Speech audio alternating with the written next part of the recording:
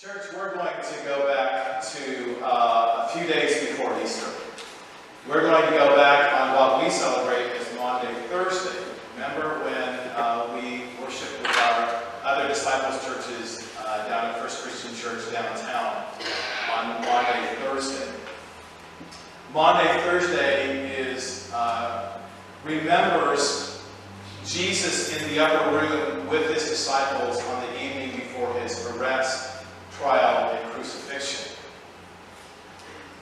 For the Jewish people, it would be on the eve of Passover. For us,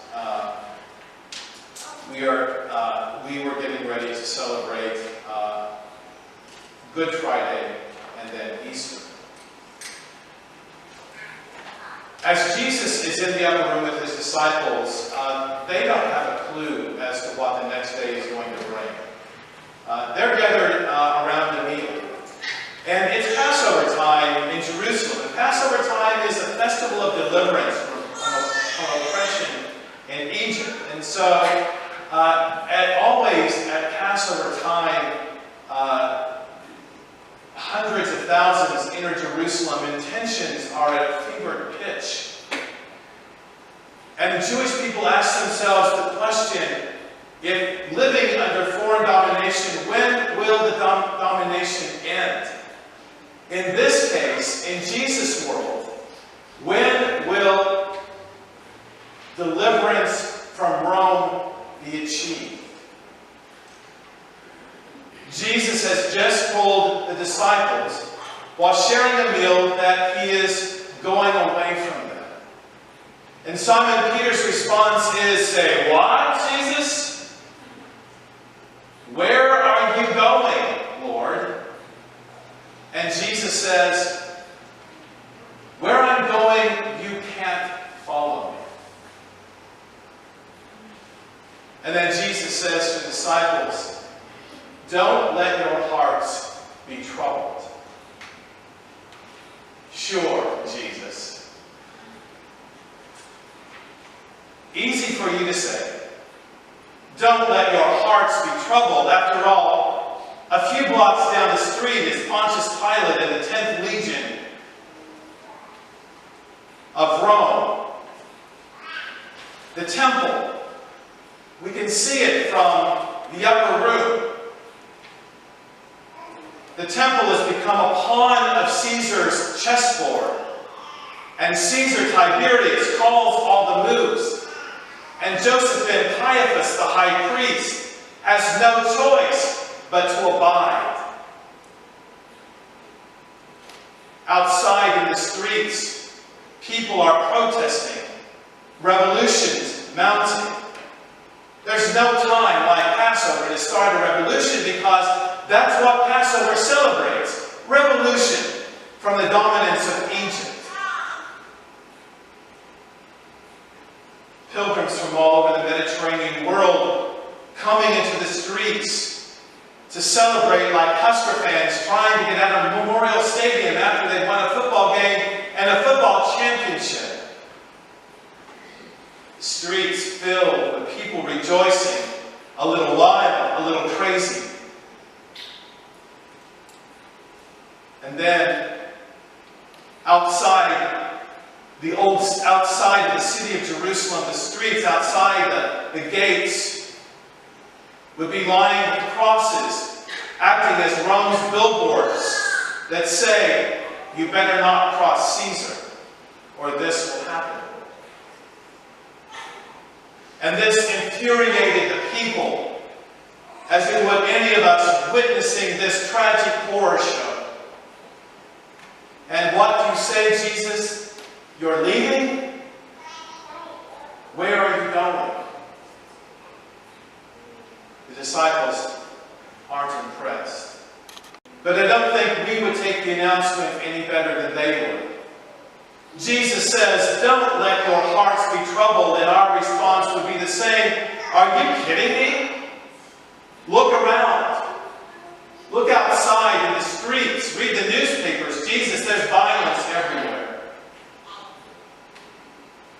On the streets, in our schools, Our prisons are maxed out and our criminal justice system is a mess. All the money is flowing into the hands of the richest 1%. Politics are a sideshow. Comedians love it. And we're worried about the high cost of health care and what's happening with immigration down at our borders. Jobs and the pathetically low minimum wage.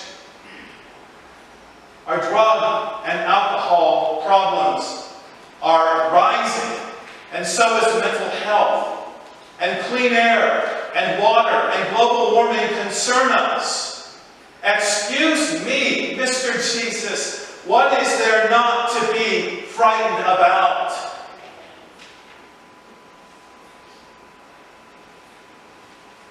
The 14th chapter of the Gospel of John is all about Jesus leaving.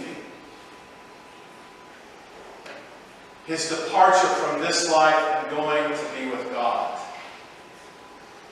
And although there will be loss, Jesus says, the Spirit will be with you. This reminds me of Star Wars and Obi-Wan Kenobi saying, "May the Force be with you." I hear that a lot from people. I hear that more than people say, "The Spirit be with you." In verse 26 of John chapter 14, Jesus says, "The Spirit whom God sends will teach you everything and remind you of all that I have said to you." Well, good thing, if they were in their 60s like me, they would never remember all that Jesus said to them. Jesus is leaving this earthly life, and as every dying person who leaves this earthly life, Jesus wishes to leave a gift, a bequest. But the bequest isn't something material. It's not a material gift in a sack like I showed the children. There's no car, there's no bank account, there's no stocks or estate. The gift, you see, is spirit. Spirit. Spirit presence. I've had some really good conversations with people about that. Jesus says the advocate or the counselor. And in Jewish language, there's a bit of a law. This term would be used also for a lawyer, because so many people in Jesus' world needed lawyers or advocates or counselors who were brought before trials and accused of things. Jesus will continue to be with them as a counselor or an advocate, though he's not physically present with them. They will no longer walk the roads of Galilee, the streets of Jerusalem, or around the sea. Jesus will not be with them, but in a sense, Jesus will be with them through Spirit. The disciples believe that a door is closing between them and their friend, Jesus. And yet Jesus promises another door will be opened. The disciples are fearful, Peter especially. Peter probably thinks, I'm going to have to be in charge now. But Jesus assures them that in his death there is life.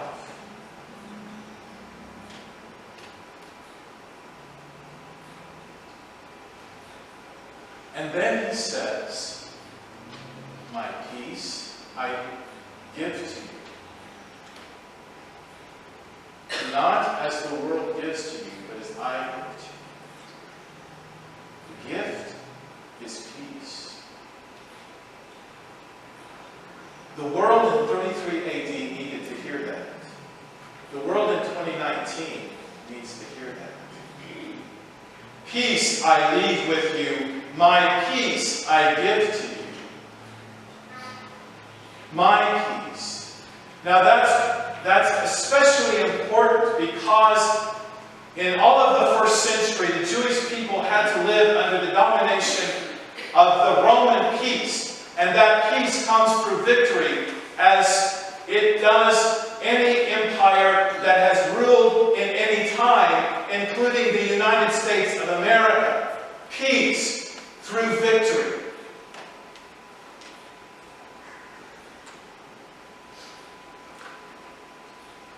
My peace, Jesus says, not Rome's peace, not peace through victory, not Caiaphas' peace, or peace that the temple will give, especially because 30 years after Jesus' life, the temple is obliterated and destroyed by Rome. Not the peace of any army, or the peace of any position or job, or the amount of one's salary. Jesus says, my peace. And then he says, it's not like the peace of the world. Because the peace of the world, the peace that the world gives doesn't last. It doesn't stay. And this is a peace that's going to last forever.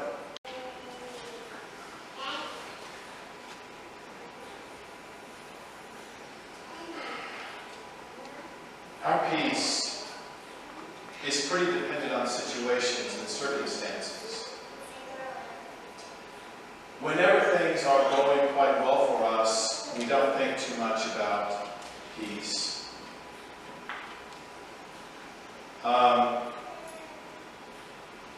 We do resort to yoga and meditation, and we resort to Eastern practices of relaxation. We resort to exercise. All of these things to find some inner peace and calm. And then we go home and eat dinner with the family.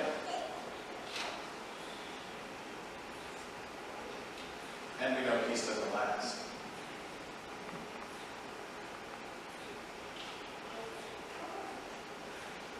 It doesn't take long after we feel that we've achieved peace, that the winds of anxiety and fear and conflict sweep back over us, and chaos comes back into our lives. That's just sort of the workings of the world.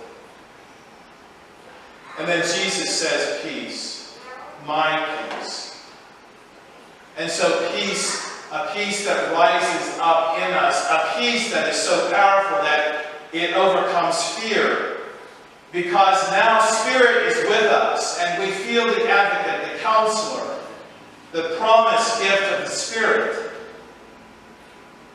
Knowing the way of Jesus is a peace that comes even in the midst of hardship and struggle and conflict and division.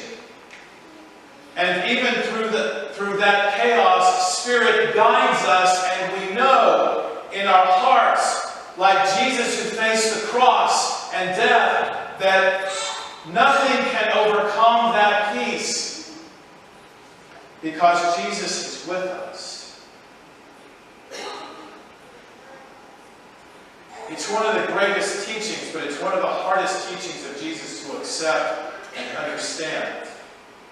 Jesus says, blessed are the peacemakers, for they will be called the children of God.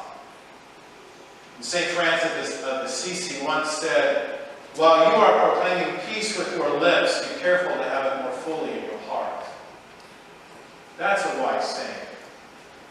While you are proclaiming peace with your lips, be careful to have it more fully in your heart.